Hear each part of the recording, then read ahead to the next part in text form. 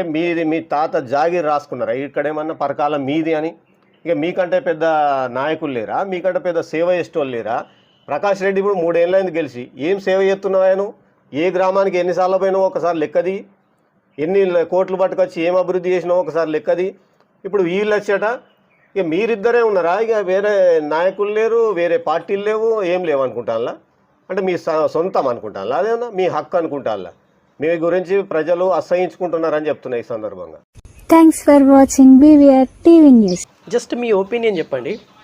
కాంగ్రెస్ పార్టీలో పరకాల నియోజకవర్గం పైన ఫైట్ జరుగుతూ ఉంది, కొండా వర్సెస్ రేవూరి. ఇది దేనికి దారితీసేటువంటి అవకాశం?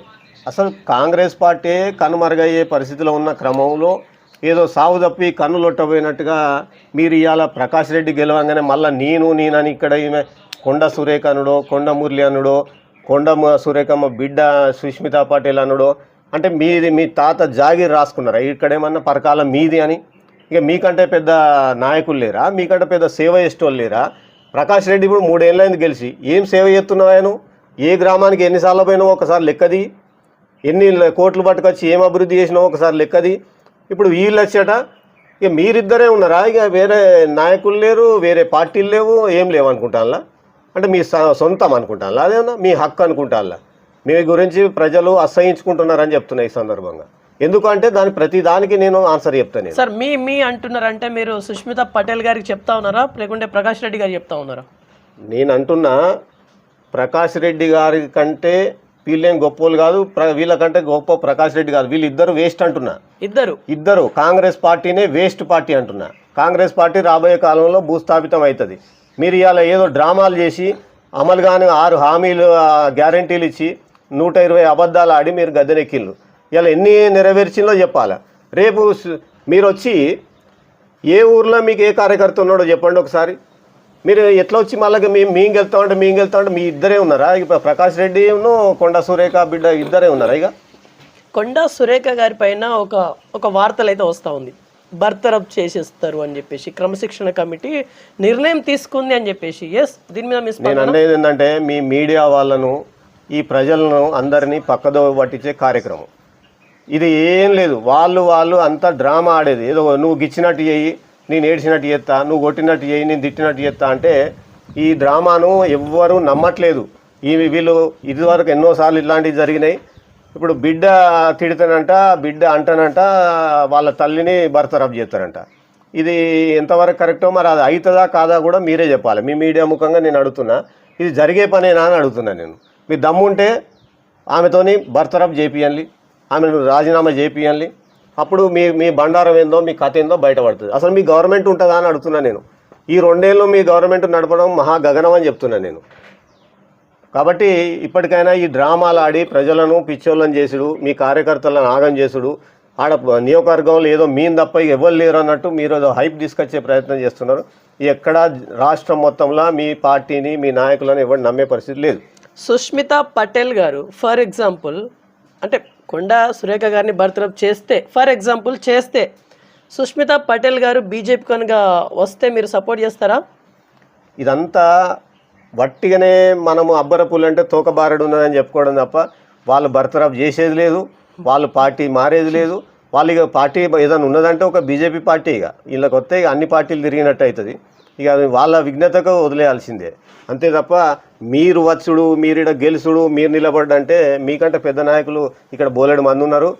మా బీజేపీ పార్టీ చరిత్రలో నేను చెప్తున్నా, ప్రతిసారి చెప్తున్నా, బీహార్లో తీసుకోండి, పశ్చిమ బెంగాల్లో తీసుకోండి, ఉత్తరప్రదేశ్లో తీసుకోండి, సాధారణమైన కార్యకర్తకి ఇచ్చి మా బీజేపీ పార్టీ వాళ్ళను ఎమ్మెల్యేలుగా, ఎంపీలుగా, ఒక పబ్లిక్ బోరింగ్ దగ్గర స్నానం చేసే వ్యక్తి ఎంపీలు అయినండి. మా దాంట్లో ఇంట్లో అంట్లు తోముకునే వ్యక్తి అలా మినిస్టర్ అయినండి. మా పార్టీలో నాయకులకి ఏం కుదవలేదు. మా పార్టీ రాబోయే కాలంలో మా పార్టీ గెలుస్తుంది. మీ అంత తోపు లీడర్లు ఈ నియోజకవర్గానికి అవసరం లేదని చెప్తున్నా. ఫైనల్లీ పరకాల నియోజకవర్గం అనేది తెలంగాణ రాష్ట్రంలో పెద్ద హాట్ టాపిక్ అయి ఉంది ప్రజెంట్. ఫైనల్లీ మీరు అసలు ఏం చెప్పాలనుకుంటున్నారు? వీళ్ళందరికీ ఒక చరిష్మా ఉన్నదని నేనైతే అనుకోవట్లేదు. వీళ్ళంతా ఏంటంటే ప్రజలను తప్పుదో పట్టించి, మొన్ననే తప్పుదో పట్టినరు. ఆ గవర్నమెంట్ రావడానికి రేవంత్ రెడ్డి అనే వ్యక్తి ఆ తెలుగుదేశం పార్టీల నుంచి వచ్చి ఈ పార్టీలో పిసిసి అధ్యక్షుడు అవుడింది. ఈ పార్టీకి వచ్చి ఆయనే ముఖ్యమంత్రి అవుడేంది, మీకు ఎవరు దొరకనట్టుగా. అంటే ఎప్పుడు మీరు పార్టీలు మారుకుంటా తిరుక్కుంటూ వచ్చిన వాళ్ళకే ప్రియారిటీ. అంటే ఈ మిమ్మల్ని నమ్మే పరిస్థితి లేదు అని చెప్తున్నా. మీ గవర్నమెంట్ అసలు రాదు కాక రాదు, మధ్యలో కూలిపోయే అవకాశం కూడా ఉన్నది, మధ్యలో గవర్నమెంట్ డిజాల్వ్ అయ్యేది కూడా ఉన్నదని చెప్తున్నా. సార్ ఇప్పుడు వన్ మోర్ క్వశ్చన్. ఇంకా అంటే పరకాలలో అప్పుడెప్పుడో మీ ఎమ్మెల్యే, మీ బీజేపీ పార్టీ ఎమ్మెల్యేలు గెలిచారు. ప్రజెంట్ ఆ హుందాతనం, ఆ హంగు, ఆర్భాటం ప్రజెంట్ ఉందా? ప్రజలు ఆల్రెడీ బీజేపీ పార్టీని గెలిపించాలని, ఈసారి బీజేపీకి అవకాశం ఇవ్వాలని చెప్పి డిసైడ్ అయి ఉన్నారు. ఆడ పెద్ద అంగు ఆర్భాటము, దాదాలు, గుండాలు, బాగా కోటాను కోట్లు 100 కోట్లు ఉన్నోళ్ళు, భూములు జాగాలు అన్నీ కొల్లగొట్టిన వాళ్ళకు, బాగా ధనం ఉన్న వాళ్ళకు టికెట్ ఇవ్వాలనే రూల్ ఏం లేదు. మా బీజేపీ పార్టీలో బోలెడు మంది నాయకులు ఉన్నారు. ఎవరైనా బీజేపీ నాయకుడే గెలుతాడు, బీజేపీ ఎమ్మెల్యే నెక్స్ట్ టైం అవుతాడు, రాసి పెట్టుకోండి. మీ పరకాలలో ఏం జరుగుతుంది అని మీరు అనుకుంటున్నారు ప్రజెంట్ జరుగుతున్నటువంటి సిచ్యువేషన్స్ పైన? పరకాల్లో ఒక డ్రామా నడుస్తుందని అంట. ఎందుకంటున్నా అంటే కాంగ్రెస్ పార్టీ ఒక డ్రామాకు తెరదీసింది. పరకాల అనేది మొదటి నుంచి కూడా బీజేపీ అడ్డాది. బీజేపీ 2 సార్లు అక్కడ మేము ప్రాతినిధ్యం వహించిన ఎమ్మెల్యేగా మావారు ఒంటేరు జయపాల్ గారు 2 సార్లు, జంగారెడ్డి గారు 2 సార్లు ఉన్నారు. అది బీజేపీ అడ్డా. కానీ ఇప్పుడు నడిచేది ఏంటంటే ప్రకాష్ రెడ్డి వర్సెస్ కొండా సురేఖ అన్నట్టుగా నడుస్తుంది. కానీ అసలు మీకు అక్కడ ఇద్దరికి ఏం లేదని చెప్తున్నా. ఈ సందర్భంగా అక్కడ మీ ఇద్దరు జీరో అని చెప్తున్నా నేను. సార్ ఇక్కడ ఆల్రెడీ వాళ్ళు అధికారంలో ఉన్నారు, ప్రకాష్ రెడ్డి గారు ఎమ్మెల్యేగా ఉన్నారు, జీరోని ఎలా మీరు డిసైడ్ చేస్తారు? ప్రకాష్ రెడ్డి గారు అసలు ఆయనది ఎక్కడ ఊరు, ఆయన ఎక్కడ ప్రాతినిధ్యం ఉండాలా, ఆయన ఎక్కడి నుంచి ఏడికి వచ్చిండు, అసలు ఆయనకి ఇక్కడ ఏమన్నా ఒక కార్యకర్త పేరు తెలుసా, ఒక ఊరు పేరు తెలుసా? ఏదో గాలిలో వచ్చి ఆ వేవులో గెలిచిండు. ఏ వేవ్ అంటే కేసీఆర్ను ధర్మారెడ్డిని ఇద్దరిని ఓడగొట్టాలనే దాంట్లో ఈ ట్రయాంగిల్ ఫైట్లో ఏదో గాల్లో గెలిచినావు. కానీ నువ్వు ఎక్కడ కృషి చేసి ఊర్లో సేవ చేసి గెలవలేదు. గెలిచిన తర్వాత కూడా నువ్వు అక్కడ ఏం చేస్తున్నావో ఇలా ప్రజలందరూ ముక్కున వేలేసుకొని నవ్విన చందంగా ఉన్నది. ఇప్పుడు పరకాల టికెట్ అంటే అక్కడ గెలిచే అధికారం ఓన్లీ బీజేపీకే ఉందా? బరాబర్ బీజేపీకే ఉన్నదని నేను చెప్తున్నా.